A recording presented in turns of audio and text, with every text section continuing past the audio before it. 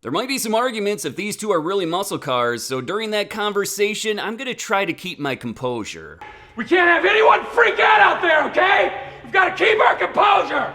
We've come too far! 1964 Chevrolet Impala Supersport. You're probably wondering which version of the 409 is that? 340 horsepower? 400 horsepower? Maybe it's the 425 horsepower version. Actually, it's a 327. Champion Malkinship party tonight! But hear me out, this isn't a bad option. The 327 was about 100 pounds lighter than the 409, and this version had a compression ratio of 10.5 to 1, and made 300 horsepower at 5,000 RPM, and 360 pound-feet of torque at 3,200 RPM. That's pretty impressive, and I really like this Impala, but you can tell it's led kind of a hard life. Maybe it's been cheated on a few times. Sometimes you think you have true love, then you catch the early flight home from San Diego and a couple Chryslers come out of your bathroom ready to double team your Mustang girlfriend like it's a demolition derby. Our opponent, though, is a car that definitely knows how to party. We're going streaky! Yes! 1979 Pontiac Firebird Trans Am. And even though this car is from the late 70s and only had a compression ratio of 8.1 to 1, it still put out some decent numbers from its 400 cubic inch V8, and this was the last year for the big engines. Standard in the 79 Trans Am was an Olds 403 rated a whopping 185 horsepower.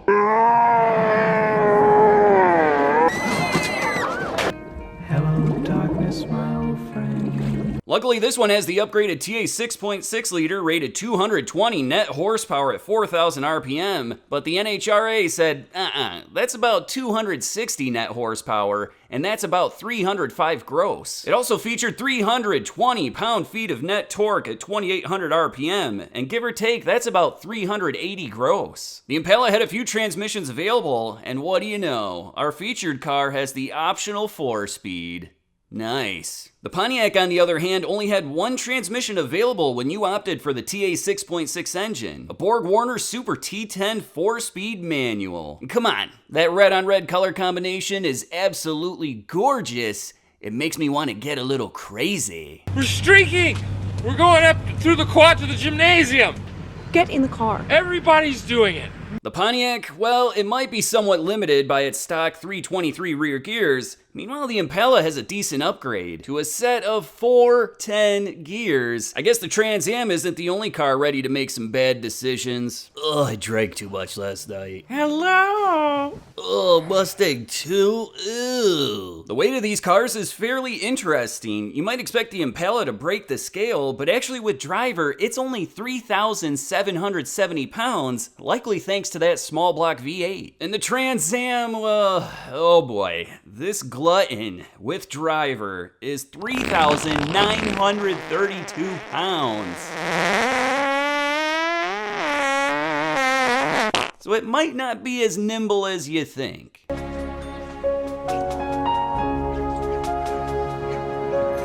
The Impala was a great deal back in 1964, and I guess that's why Chevrolet sold 889,000 of these things, with 185,000 having the Super Sport option. Keep in mind, the Super Sport was an appearance package comprised of bucket seats, special steering wheel trim, emblems, and a center console with a floor-mounted shifter, and you could even order it with a 6-cylinder car. Regardless, the V8 Impala started out at $2,774. Super Sport package was another $161. The 300 horsepower 327 would set you back $137. The 4-speed was $236, and posi traction $43. It gives you an absolute cheapest total of $3,351, and adjusting for inflation, that's $28,515 today. The Pontiac, on the other hand, was actually somewhat expensive, so let's check out the window sticker. Of course, you'll see that this car has some extras, but it came in at $9,475, and adjusting for inflation, that's $33,983 today. And I'm guessing that's probably a major reason why they only sold 2,917 of these TA 6.6 T-top cars in 1979. After seeing that price, you might start daydreaming about other cars.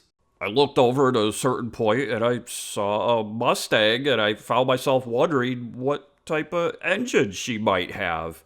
Odds are it's a C code with 200 horsepower, but I started thinking maybe it's a K code, 271 horsepower. Or maybe it's a Shelby or something cool I don't even know about, like a 5-liter swap. I have to say that I love both of these cars, and I would definitely put them in the muscle car category. They might not be exactly what you guys want right now, but they're definitely what you need. And I need you now, tonight. I fucking need you more than ever. Just a little bit more information before we check out the first race. At the time of filming, it was 57 degrees Fahrenheit, humidity 44%, elevation 944 feet, and barometric pressure 29.44 inches. All right, let's see what happens. The right lane, 1964 Impala Super Sports with the 327 300 horsepower. Same engine that you find commonly find in Corvette and Harris.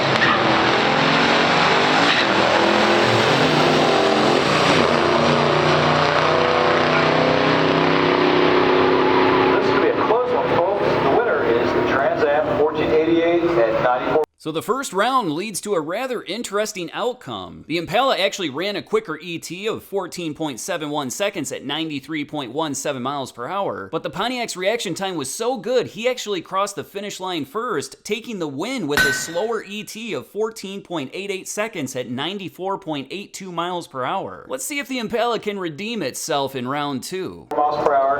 We got Kurt Cart with this Disqualified, another 1979 Trans Am. I do like the fluorescent orange stripes, and I guess they trim the orange stripes inside on the red paint. Looks very cool. The left lane is a 327 Impala SS for 1964. I think this was probably a very popular car.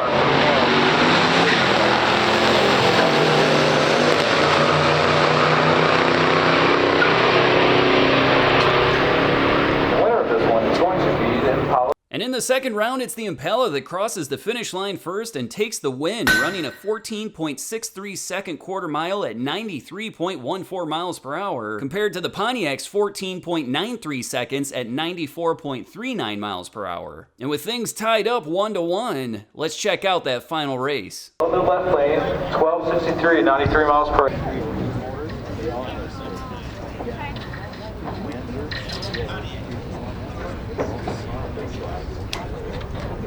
Thomas Payne is driving a 64 Chevy Impala. The Super Sports, that means that's bucket seats, console. It has a 327 300 horsepower, 4-speed, and 4-tank gears.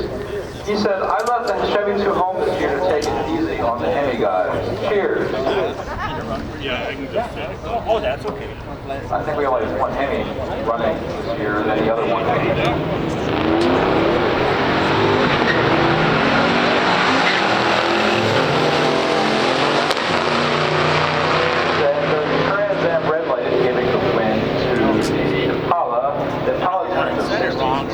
And the Pontiac red lights giving the automatic win to the Impala, who ran his quickest time yet of 14.64 seconds at 93.23 miles per hour. Meanwhile, the Trans Am ran a very respectable 14.90 seconds at 93.64 miles per hour. And with that, the Impala takes home the best of 3 title. I close my eyes.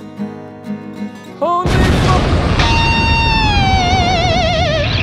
And with that, let's check out all 3 races one more time without any interruptions. Sorry, 1464, 93 miles per hour. The 69, the right lane, 1964 Impala Super Sports with the 327 300 horsepower. Same engine that you find commonly find in Corvette and Harris.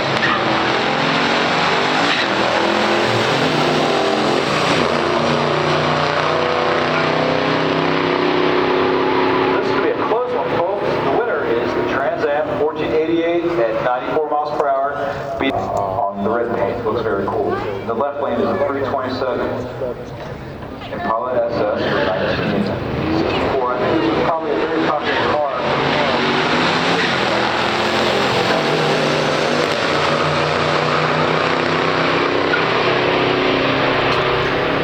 The winner of this one is going to be the Impala, the left lane, 1263 at 90. Yeah, I can just say, oh, that's okay. I think we only have one Hemi running this year than the other one Hemi.